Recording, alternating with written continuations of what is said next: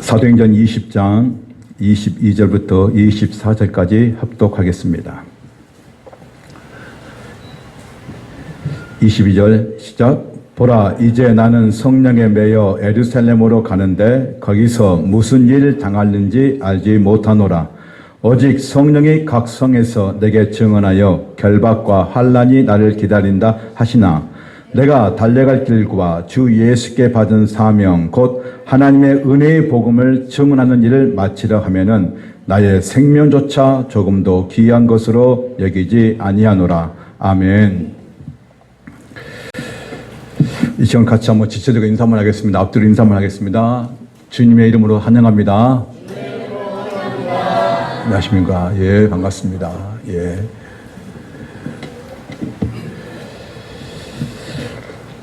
오늘 우리는 급변한 세상 속에서 우리 교회가 어디로 가야 할지, 그리고 성도가 어떻게 살아야 할지 시대적 진단과 교회의 정체성을 다시 한번 점검하고 나아갈 방향을 정하고자 합니다. 제가 이제 부임한 지가 이제 2년 조금 더 넘었는데, 제가 처음 왔을 때에, 3년 이렇게 이제 계획을 하며 준비하고 있었습니다. 처음 3년은 하나, 연합된 것이 가장 중요시했기 때문에 그 연합을 제가 많이 포커스를 맞췄습니다. 그리고 이제 다시 이제 3년을 준비하는 데 있어서 그 3년의 준비는 뭐냐면, 평신도 지도자를 세우는 것이다. 이것이 이제 3년의 앞으로 계획입니다. 세계적인 선교학자 패트릭 존스턴인 그 저서에 세계 기도 정보라는 아주 두꺼운 책이 있습니다. 그가 이렇게 선포합니다. 교회는 당신이 생각하는 것보다 훨씬 더 큽니다. 교회는 인간의 눈에 보이는 작은 건물이 아닙니다. 교회는 영원 전부터 계획되었고 지구의 역사가 끝난 후에도 영원히 존재할 시간의 위대함이 있으며 지금도 전 세계에서 폭발적으로 성장하는 크기의 위대함이 있고 제도적 교회를 넘어 수많은 선교단체가 역동적으로 움직이는 조직의 위대함이 있다라고 이렇게 말했습니다. 그러나 어느 날 우리가 마주하는 현실은 어떻습니까? 지금 온 세상이 인공지능, 즉 AI를 말하고 있습니다. 단순한 기술을 뛰어넘어서 스스로 판단하고 실행하는 에이전트 AI 시대에 접어들게 되었습니다. 이 거대한 변화 속에서 교회는 심각한 세 가지 영적 우려에 앞으로 직면하게 될 것이라고 말하고 있습니다. 그 첫 번째 뭐냐면 현대판 우상 숭배와 효율성 만능주의입니다. 이게 무슨 말이냐? 과거에 우상이 금과 은이었다면 오늘날의 우상은 AI가 된다는 것입니다. 즉 AI가 신격화되는 시대가 가까이 오고 있다고 말하고 있습니다. 두 번째, 인간은 인간성에 모호성이 있다는 것입니다. 하나님의 창조 원리는 인간은 하나님의 형상을 담도록 만드셨습니다. 그러나 세상은 인간을 단지 물질과 데이터의 조합으로 보며 모든 결정을 AI에 의존하여 하나님과의 인격적 소통을 잃어버리게 하고 있다는 것입니다. 셋째, 신앙 공동체의 해체와 양극화입니다. 인간이 어떤 문제를 해결하거나 원하는 결과를 얻기 위해 정해진 순서대로 진행된 가상의 세계에 갇혀 성도 간의 진정한 얼굴과 얼굴을 대면하는 그런 대화가 점점 사라지게 된다는 것입니다.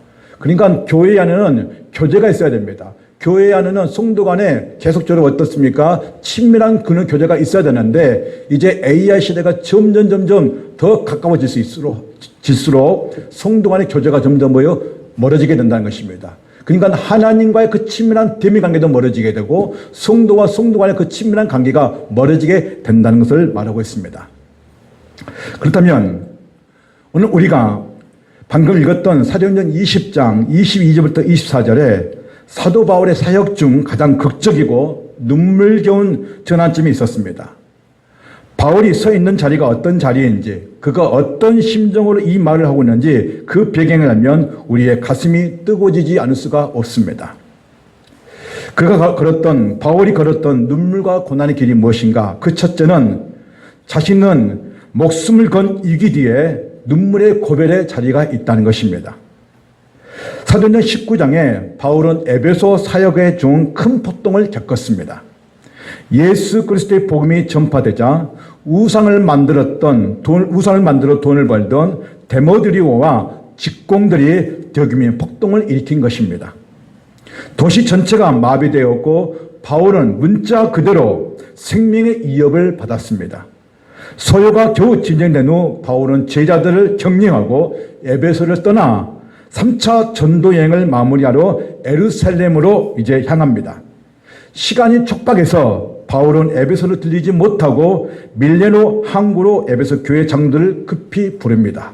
왜 부르겠습니까? 이 만남이 끝나면 다시는 서로의 얼굴을 보지 못할 것을 영적으로 알고 있었기 때문에 바울은 목자의 심정으로 마지막 고별 설계를 하는 것을 볼 수 있습니다. 같이 한번 읽겠습니다. 사도행 20장 19절과 21절입니다. 시작. 곧 모든 겸손과 눈물이며 유대인 관계로 말미암아 당한 시험을 참고 주를 섬긴 것과 21절 유대인과 헬라인들에게 하나님께 대한 회개와 우리 주 예수 그리스도께 대한 믿음을 증언한 것이라. 아멘. 여기서 사도 바울이 뭐라고 하냐면 모든 겸손과 눈물로 주를 섬겼다고 말하고 있습니다. 바울의 눈물은 원수들의 방해 앞에서도 참아낸 인내의 눈물이었고 끝까지 예수 그리스도를 거부하는 영혼들을 향한 애통함의 눈물이었습니다. 그는 유대인이나 헬라인이나 상관없이 예수를 믿지 않는 그 죄악에 돌이키는 회개와 그리고 예수 그리스도에 대한 믿음을 분명히 가르쳤다고 말하고 있습니다. 두 번째, 바울은 오직 예수님 때문에 모든 것을 배설물로 여겼다고 말하고 있습니다. 그가 다메섹 도상에서 예수 그리스도를 인격적으로 만납니다. 그리고 그 다메섹 도상을 만난 이후 사도 바울은 완전히 예수 위에 살고 예수 위에 죽는 그런 삶을 살았습니다. 그는 자신의 화려한 학벌이나 가문이나 배경 등 그동안에 갖고 있던 모든 것을 오직 예수님 한 분을 얻기 위해서 배설물로 여겼던 것입니다. 그가 전한 복음은 화려한 철학이 아닙니다. 오직 예수 그리스도의 십자가 죽으심과 부활을 전했습니다. 그리고 그 예수를 전하기 위해 바울이 당한 고난은 인간의 한계를 뛰어넘는 인간이 참으로 겪지 못하는 그런 엄청난 고난을 이 사도 바울이 겪었다는 것입니다. 우리가 잘 알다시피 고린도 후서 11장에 사도 바울이 자신이 겪었던 그 고난에 대해서 분명히 고백하고 있습니다. 그가 이런 고백을 합니다. 수고를 넘치도록 하고 매도 수없이 맞고 여러 번 죽을 뻔했습니다. 유대인들에게 40에 하나 감한 매를 5번 맞았고 3번 태장으로 맞았고 1번은 돌에 맞아 죽은 줄 알았고 사람들이 성 밖에 내다버리기도 했습니다. 3번이나 배가 파손되어 일주일 동안 밤낮을 바다에 표류했고 가는 곳마다 강의 위험과 강도의 위험과 동족의 위험과 이방인의 위험과 강야와 바다와 거짓 형제의 위험을 받았다고 말하고 있습니다. 자지 못하고 줄이지 못하고 목마르고 춥고 헐벗었다고 말하고 있습니다. 여러분, 바울이 도대체 무엇 때문에 이 고난과 죽을 고비를 지금 넘기고 있습니까? 그것은 단 한 번, 오직 예수 그리스도를 위해서 그는 이 수많은 고난과 죽음 앞에 늘 살았음을 고백하고 있습니다. 셋째, 지금 바울은 죽음의 음모가 기다리는 길을 가고 있다고 말하고 있습니다. 이제 3차 여행의 종착지를 향해 가는데 그의 손에는 이방인의 교회들이 정석금 모은 구제 헌금이 들려 있었습니다. 극심한 기근으로 굶주리는 예루살렘 교회를 도와주기 위해서 유대인 신자와 이방의 신자를 하나로 묶기 위한 사랑의 헌금이었습니다. 이 거룩한 길에 소바더, 아리스타고, 디모데, 두기고 같은 정말 신실한 자들이 각 교회 대표단을 가지고 이 바울은 항상 복음을 사역하는 데 도와주었습니다. 그런데 3절을 보면 충격적인 사실이 나옵니다. 바울이 예루살렘을 가는 배를 타고 가려고 할 때 유대인들이 바울을 암살하여 바다에 던지려고 하는 그런 살해의 음모가 나오는 것을 볼 수 있습니다. 바울은 23절에 그런 살해의 음모를 알고도 자신은 예루살렘에 가면 결박과 환란이 나를 맞이하고 있다라고 기다리고 있다라고 분명히 경고하고 있습니다. 그런데 알고 있음에도 불구하고 사도 바울은 예루살렘으로 간다고 말하고 있습니다. 그런데 가는데 그가 뭐라고 고백하고 있냐면 자신은 성령에 매여 이끌려서 가고 있다고 말하고 있는 것입니다. 철저하게 사도 바울은 자신의 의지가 아니라 자신의 감정이 아니라 성령에 이끌려서 예루살렘으로 간다라고 말하고 있는 것입니다. 내 안전, 내 편안함, 내 감정보다 성령님의 강권적인 인도하심에 내 주권을 완전히 결박당했다는 뜻입니다. 환난이 있는 것을 알지만 성령님이 가라 하시고 그것이 하나님의 뜻이기에 순종하며 사명의 자리로 예루살렘으로 직진해서 간다는 것입니다. 이런 위기 속에서 우리 교회는 어떻게 응답해야 하겠습니까? 오늘 우리는 다메섹 도상에서 예수를 만난 후 오직 복음을 위해 전 생애를 던졌던 사도 바울의 발자취를 통해서 우리 교회가 나가야 할 세 가지 방향성을 선포하고자 한 것입니다. 첫째, 교회의 비전입니다. 어디로 갈 것인가? 교회는 성령의 이끄심에 움직이는 교회가 되는 것입니다. 첫 번째, 우리 교회는 어디로 갈 것인가? 오늘 본문 사도행전 20장의 배경을 보면 바울은 에베소에서 덕이며 폭동을 겪으며 목숨의 위협을 받았습니다. 3차 전도 여행을 마무리하고 예루살렘으로 가는 길에 시간 관계상 에베소에 들리지 못하고 밀레도 항구에서 에베소 강 장로들을 불렀습니다. 그리고 그가 마지막 설교를 하면서 고백 설교를 하는데 그 말씀이 22절과 23절의 말씀입니다. 같이 한번 읽겠습니다. 22절, 23절입니다. 시작. 보라, 이제 나는 성령에 매여 예루살렘으로 가는데 거기서 무슨 일을 당하는지 알지 못하노라. 23절. 오직 성령이 각성해서 내게 증언하여 결박과 환난이 나를 기다린다 하시나. 아멘. 유대인들이 자기를 죽이려고 음모를 꾸미고 있다는 사실을 바울은 알고 있었습니다. 예루살렘에 가면 결박과 환난이 자신을 기다리고 있는 것을 알고 있었습니다. 그는 편안한 길이 아니라 죽음이 예상되는 길을 가겠다는 것입니다. 바울은 왜 그곳으로 갑니까? 그것은 단 하나, 성령에 매여서 간다는 것입니다. 성령의 이끄심에 의해서 간다는 것입니다. 매였다는 말은 묶이고 결박되었다는 뜻입니다. 자신의 안전, 감정, 이함보다 성령님의 강권적인 인도하심에 완전히 사로잡혔다는 뜻입니다. 바울의 비전과 반향은 자기가 가고 싶은 곳이 아니라 성령이 가라 하시는 곳이었습니다. 예루살렘을 넘어 로마와 땅끝 사바나까지 가겠다는 선교적 비전이었습니다.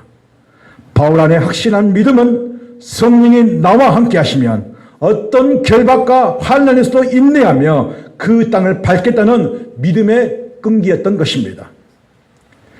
우리 샘물교회가 가야 할 반향도 바로 그것입니다. 멈추지 않는 선교와 전도를 하면서 전략적으로 성령의 이끄심대로 나아가는 것입니다. 어디로 갈 것인가? 작게는 우리 주변 마을로 시작하겠습니다. 이걸 마을 목회라고 합니다. 제가 오후 예배 때는 제가 앞으로 이제 3년을 어떻게 갈 것인가 그런 방향성을 제가 이제 손과 함께 나누려고 합니다. 작게는 우리 주변 마을 목회를 어떻게 시작할 것인지, 어떻게 이 주변에 있는 사람들을 구원할 것인지 부분을 함께 나누려고 합니다. 크게는 선교를 꿈꾸면서 나아가는 것입니다. 예수님께서 하셨던 사역이고 사도 바울이 했던 사역 방향이었던 것입니다. 이제 이것을 꿈꾸며 한 발짝 한 발짝 나아가려고 한 것입니다. 두 번째, 아젠다입니다. 무엇에 집중할 것인가입니다. 교회가 무엇을 집중할 것인가에 대해서 말하고 있는 것입니다. 어디로 갈 것인가의 비전이 세워졌다면 두 번째 단계는 아젠다. 다시 말해서 우리는 무엇에 집중할 것인가입니다. 가장 중요한 핵심이 아젠다라고 말합니다. 근데 그 일을 어떻게 할 것인가에 대한 부분을 말하고 있는 것입니다. 자, 20장 19절, 20절 같이 읽겠습니다. 시작. 곧 모든 겸손과 눈물이며 유대인의 간교로 말미암아 당한 시험을 참고 주를 섬긴 것과 그 다음에 20절 유익한 것은 무엇이든지 공중 앞에서나 각 집에서나 거리낌이 없이 여러분에게 전하여 가르치고 있습니다. 그러니까 사도 바울은 공중 앞에서나 집에서나 가정에서나 어느 측을 가든지 자신이 가르치고 복음을 전파했다라고 말하고 있습니다. 그가 구했던 것은 그가 나중에 사도 바울이 가지고 있었던 그 복음의 능력이 무엇인가? 그것은 예수 그리스도의 십자가 앞에 서 있는 자신의 모습을 비춰보면서 자신이 이 땅에서 무엇을 해야 할 것인지 분명히 알게 되었습니다. 그것은 내가 만난 예수 그리스도를 전하는 것이었습니다. 바울이 전했던 그 복음은 단 한 가지입니다. 십자가의 죽으심과 부활입니다. 베드로도 사도행전 1장부터 12장까지 한 가지만 전했습니다. 그것이 무엇입니까? 십자가의 죽으심과 부활입니다. 십자가의 죽으심과 부활을 전할 때마다 그 예루살렘은 3,000명, 5,000명 폭발적인 복음의 능력이 나타났던 것입니다. 그게 바로 복음의 능력인 것입니다. 저도 이 말씀을 묵상하면서 이제 우리가 해야 할 무엇인가, 그것은 나 혼자만의 이 문제를 해결할 것이 아니라 저를 비롯해서 우리 모두가 함께 동참하면서 해야 할 사명이 있다. 그것이 무엇이냐? 그것은 첫째는 복음의 진리를 수호하는 제자 양육과 제자 훈련이며, 둘째는 예수님이 보여주신 생명 사역이라는 것입니다. 다시 정리합니다. 제가 이제 선물교회 해야 할 반영이 무엇이냐? 앞으로 3년 그 위에 달려갈 반영이 무엇이냐? 그 첫 번째는 복음의 진리를 수호하는 데서 우리 성도들에게 제자 양육과 제자 훈련, 그리고 예수님이 보여주신 생명 사역을 함께 나누고자 하는 것입니다. 지금 우리는 변화의 바람을 타야 합니다. 교회는 시대적 흐름을 보면서 앞서서 준비를 해야 합니다. 교회가 반드시 지켜야 할 것은 복음의 진리를 수호하는 것입니다. 급변하는 시대, 세상 문화가 급변하게 밀려오는 이 시대에 진리를 막지 못하면 무너지게 되어 있습니다. 그것은 목회자 혼자만의 힘으로 되는 것이 아닙니다.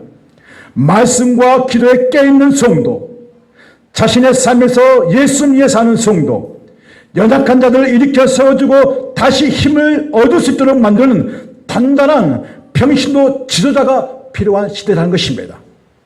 그래서 제자 양육과 제자 훈련, 그리고 예수님의 생명 사역을 시작하려고 하는 것입니다.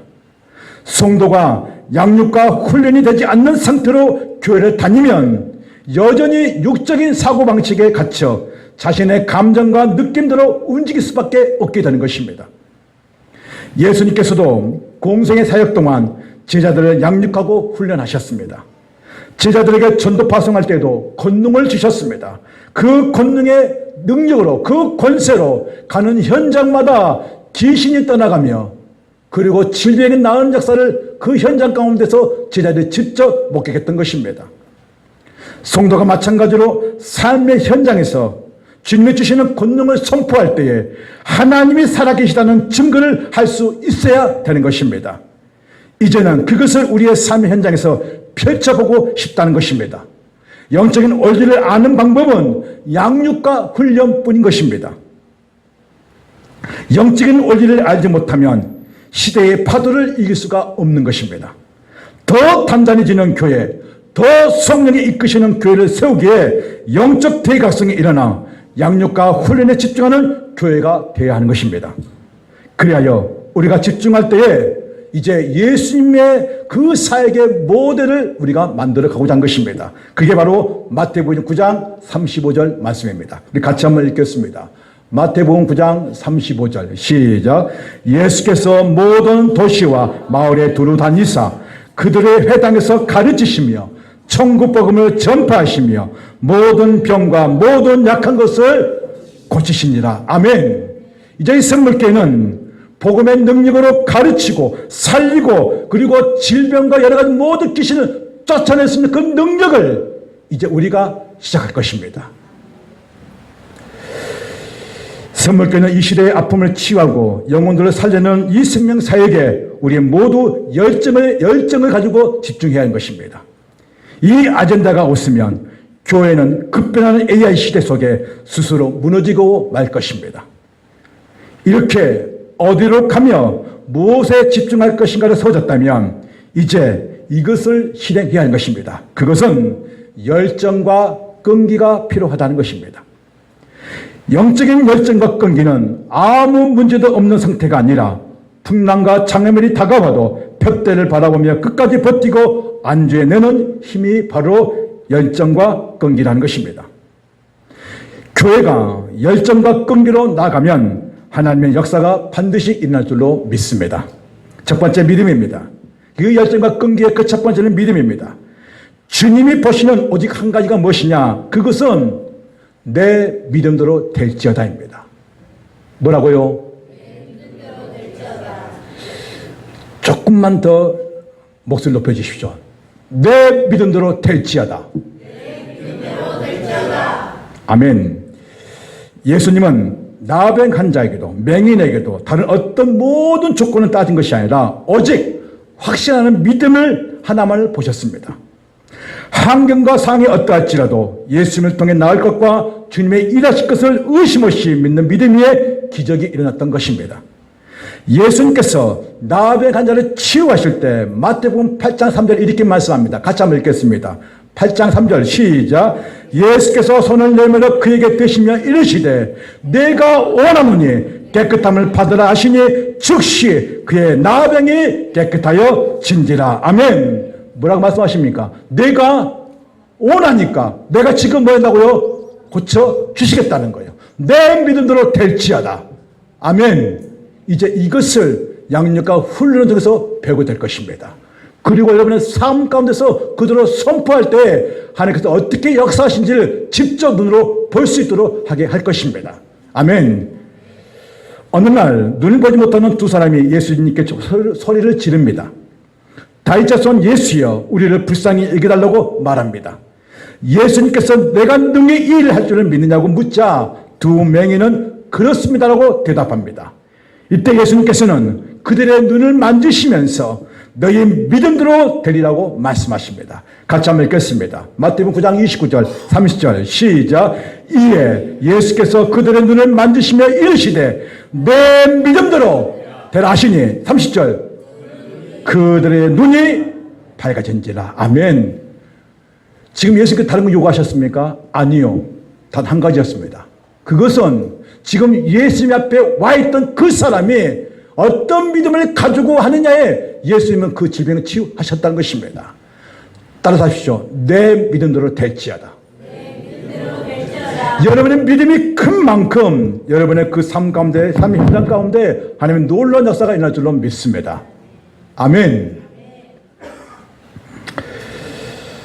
예수님께서는 나를 믿는 것 때문에 너희가 고통을 당하고 핍박을 받을 것이라고 말씀하셨습니다.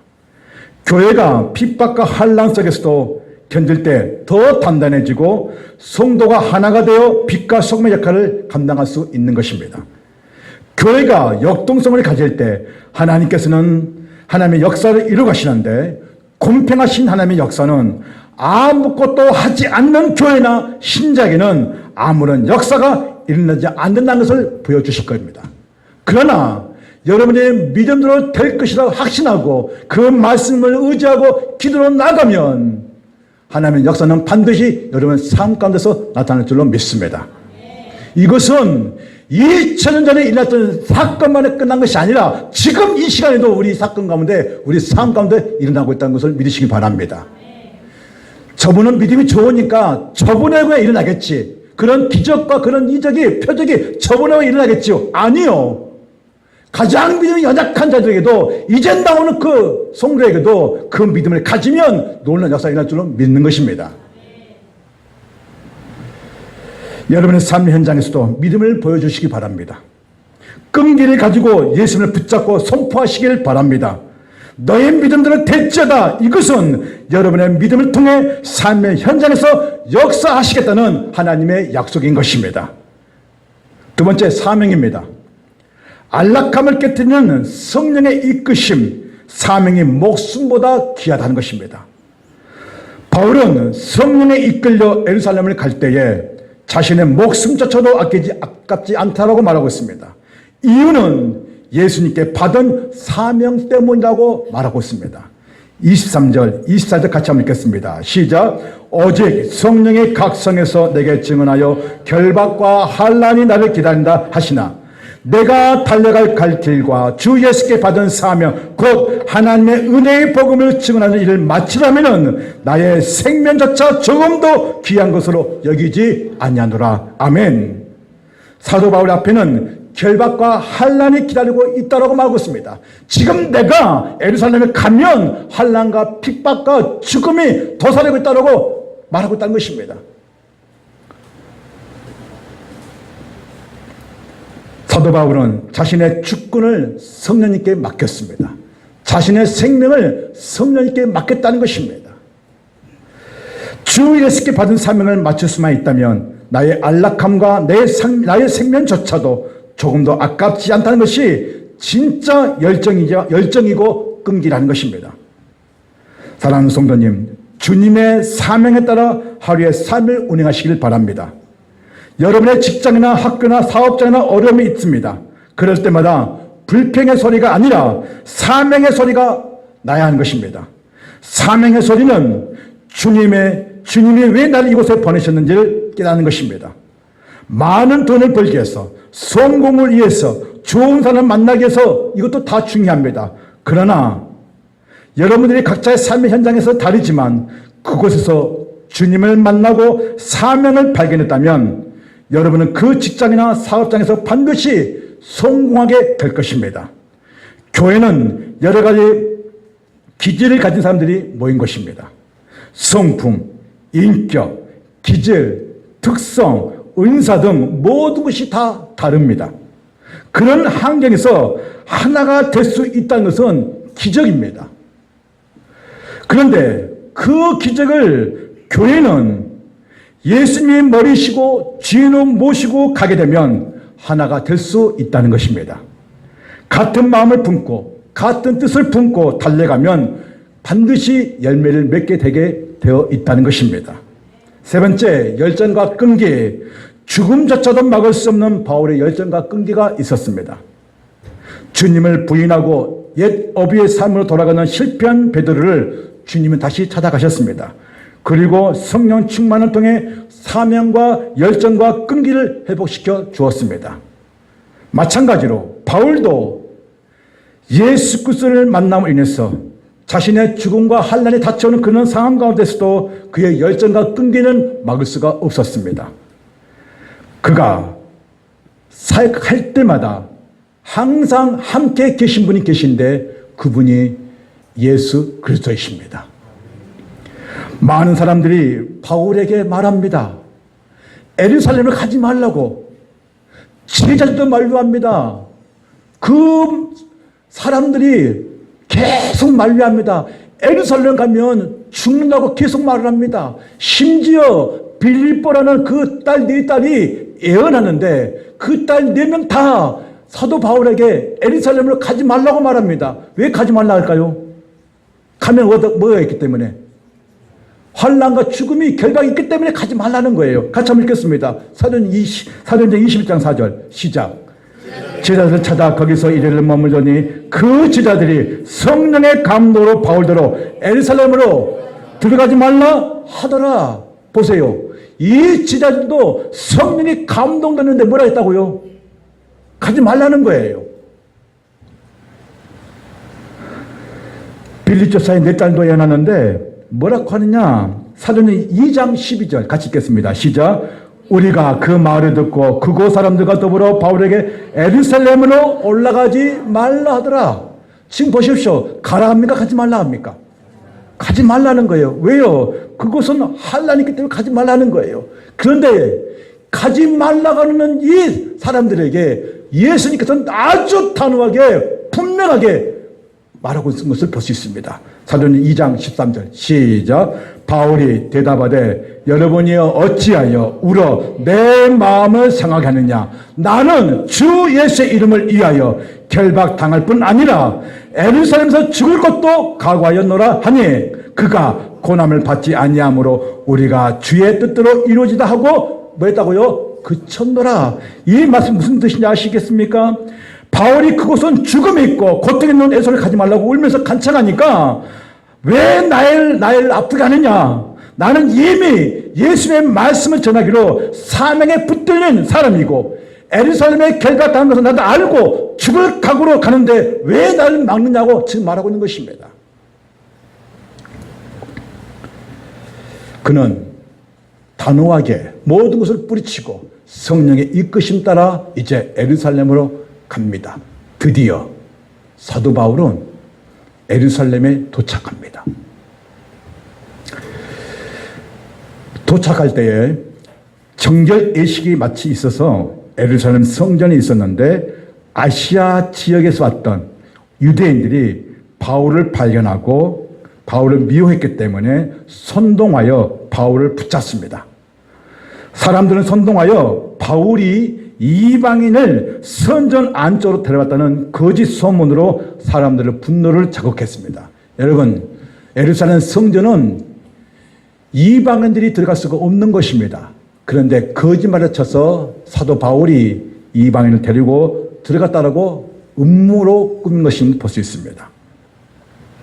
자, 같이 한번 읽겠습니다. 이때 거짓 고발하는 것을 볼 수 있습니다. 자, 사도행 21장 30절 31절입니다. 시작. 온 성이 소동하여 백성이 달려와 모여 바울을 잡아 성전 밖으로 끌고 나가니 문들이 곧 닫히더라. 자, 31절. 그들이 그를 죽이려 할 때에 온 예루살렘에 요란하다는 소문이 군대의 천부장에게 들리매. 자, 보십시오. 온 성이 바울 한 사람 때문에 소동이 일어납니다. 바울을 잡아서 어디 끌고 나옵니까? 성전 밖으로 끌고 와서 성전 문을 닫아버립니다. 그리고 어떻게 합니까? 바울을 지금 때려서 죽이려고 하고 있었습니다. 지금 이 상황은 사도 바울이 엄청나게 많이 맞고 있는 상황입니다. 그런데 이 소문이 막 이제 사람들이 어땠습니까? 소동하니까 바로 뭐가 들립니까? 거기 군대 천부장, 로마 군대 천부장이 그 소리를 듣게 되었다는 뜻입니다. 여기는 아주 중요한 의미가 들어있습니다. 사람들은 바울을 성전 밖으로 끌고 가 때리고 있었습니다. 그들은 때려서 죽이려고 한 것입니다. 이때 이스라엘을 통치하던 로마의 군대 천부장이 이 소식을 듣게 되었고 바울은 안전하게 보호하여 자신의 영로로 뭐냐면 들여보냅니다. 사도 바울이 그토록 가고 싶어 했던 예루살렘에 도착하자마자 마주한 영적인 현실은 환대가 아니라 환영이 아니라 무자비한 폭력과 결박이었습니다. 선한 의도로 성전에 들어갔음에도 불구하고 오해와 거짓 고발을 당해 맞아 죽기 직전까지 갔던 이 사건은 오늘날 하나님의 뜻대로 하려는 성도들에게 깊은 영적 충격을 줄 수 있습니다. 여러분, 이 말씀을 통해서 내 인생의 문이 닫힐 때 하나님의 군대가 움직인다는 것입니다. 유대인들은 바울을 성전 밖으로 끌어내고 문을 곧 뭐 했습니까? 닫아버렸습니다. 종교적인 거절이자 사방에 막혀버린 절망의 순간 것입니다. 그러나 그 순간 성전 밖에서는 로마 군대 천부장과 군사들이 바울을 향해 달려오고 있었다는 것입니다. 교회와 우리가 주님의 비전과 반응을 향해 달려갈 때에 여러분의 삶의 때로는 세상의 문, 직장의 문, 관계의 문이 차갑게 닫히는 배신과 오해를 경험할 수 있습니다. 그러나 낙심하지 마십시오. 세상의 문이 닫히는 바로 그 자리가 하나님이 예비하시는 영적 천부장이 개입하는 자리인 것입니다. 내 힘으로 풀 수 없는 극단적인 위기 속에서도 하나님은 가장 절묘한 타이밍에 초자연적인 방법으로 나를 안전하게 인도하실 것을 믿으시길 바랍니다. 왜일까요? 우리가 하나님의 자녀이기 때문에 그렇습니다. 사랑하는 샘물교 성도 여러분, 이번 한 주간 세상으로 나갈 때 세상의 문이 여러분을 향해 거치게 닫히고 생각지 못한 오해와 어려움이 찾아올 수 있습니다. 그러나 오늘 이 말씀을 기억하십시오. 성전의 문이 닫힐 때 하나님은 이미 여러분을 구원할 군대를 움직이고 계신다는 것을, 지금 겪고 있는 결박과 위기는 여러분을 무너뜨리는 실패의 자리가 아니라 목포 땅을 변화시키고 여러분의 로마로 인도하시는 하나님의 거룩한 호의 방식임을 보게 될 것입니다.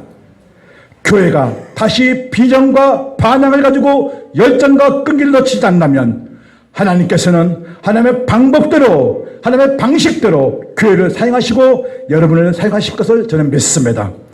비전과 열정 그리고 꺾이지 않는 끈기를 가지고 이번 한 주간도 주님과 함께 당당히 승리하는 샘물교회 성도님 되시기를 주님의 이름으로 축원드립니다.